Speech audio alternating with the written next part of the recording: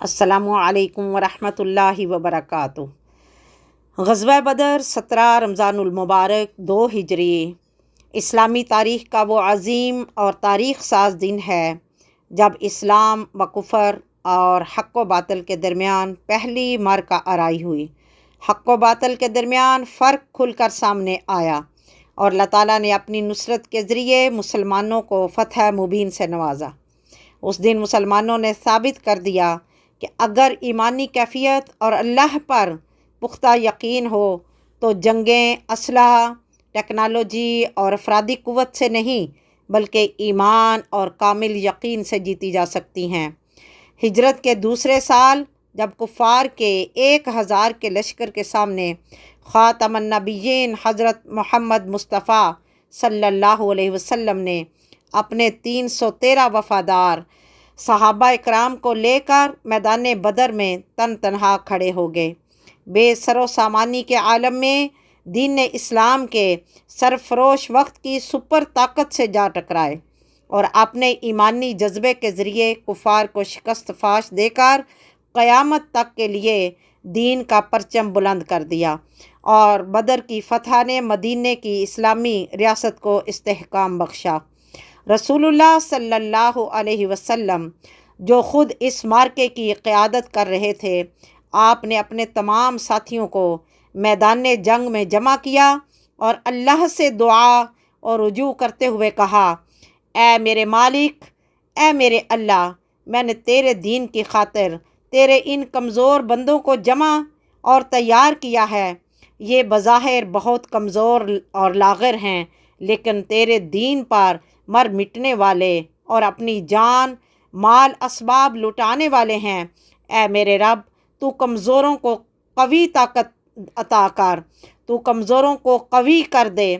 آج یہ تیرے بندے تیرے دین کو بچانے آئے ہیں، تو انہیں کامیابی اور کامرانی عطا فرما۔ اگر یہ شکست کھا گئے تو قیامت تک تیرے دین پر کام کرنے والا کوئی نہیں ہوگا۔ اللہ کے رسول صلی اللہ علیہ وسلم کی یہ دعا رب کے حضور مقبول ہوئی۔ پھر چشم فلک نے دیکھا کہ اللہ کے فرشتے میدان بدر میں اترے اور کفار کو عبرت ناک شکست ہوئی۔ کفر اور اسلام کی اس پہلی لڑائی اور جنگ نے مسلمانوں کو عظیم الشان فتح سے نوازا۔ قرآن میں اس کا ذکر یوم فرقان کے نام سے آیا ہے۔ اس جنگ میں کفار کے پاؤں اکھڑ گئے، ان کا بڑا جانی مالی نقصان ہوا۔ اس کی مثال غزوہ بدر کا ایک بے نظیر واقعہ ہے۔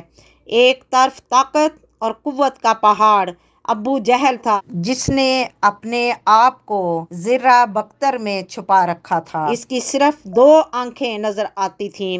دوسری طرف افرا کے 2 کم عمر بیٹے معوذ اور معاذ تھے، جنہوں نے ابھی زندگی کی بہاریں نہیں دیکھی تھیں۔ ابو جہل کے سامنے ان کی حیثیت بالکل ایسی تھی جیسے ہاتھی کے سامنے چیونٹی، مگر ان 2 کم عمر مجاہدین نے ابو جہل کی دونوں آنکھوں پر تاک کر ایسا نشانہ مارا کہ خاک و خون میں تڑپنے لگا۔ اس طرح دین اسلام کا سب سے بڑا دشمن ابو جہل 2 معصوم بچوں معاذ اور معوذ کے ہاتھوں مارا گیا۔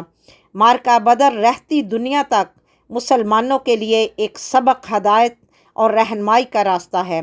معرکہ بدر نے دنیا پر ثابت کیا کہ جنگوں میں اسلحہ، طاقت اور جنگی قوتوں کی کوئی حیثیت نہیں ہوتی، بلکہ جنگوں میں ایمانی قوت بڑی اہمیت ہوتی ہے۔